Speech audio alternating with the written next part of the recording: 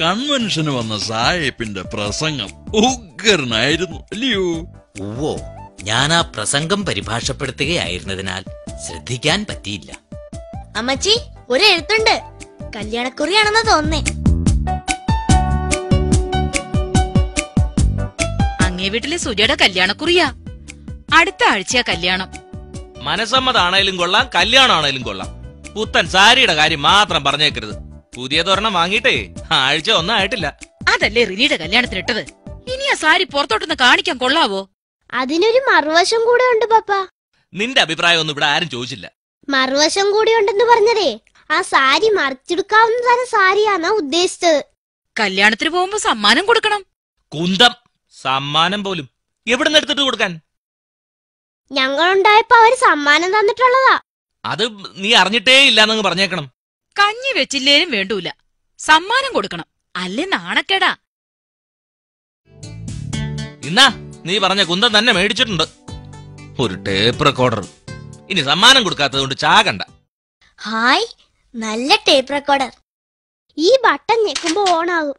ദേ cassette കറങ്ങുന്നു. മുടിയാൻ നേരത്താ അവിടെ ഒടുക്കത്തെ ഒരു കല്യാണം.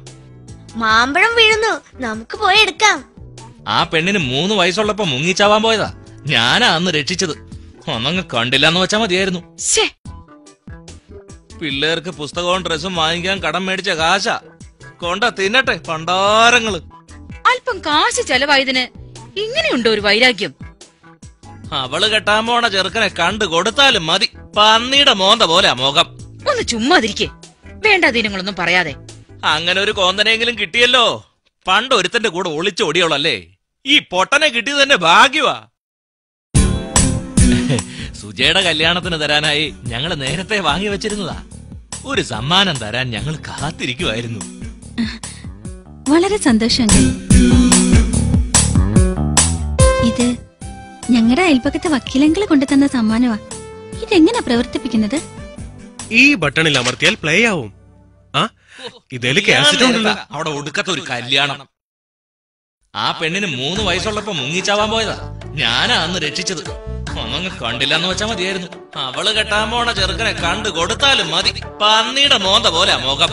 അങ്ങനെ ഒരു കോന്തനെങ്കിലും കിട്ടിയല്ലോ. പണ്ട് ഒരുത്തന്റെ കൂടെ ഒളിച്ചോടിയോളല്ലേ. ഈ പൊട്ടനെ കിട്ടിയത് തന്നെ ഭാഗ്യവാ.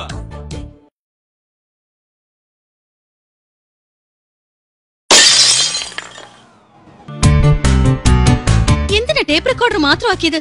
ഒരു ടൈം ബോംബ് ആയിരുന്നെങ്കിൽ ഇത്രയും നാശം ഉണ്ടാകത്തില്ലായിരുന്നല്ലോ.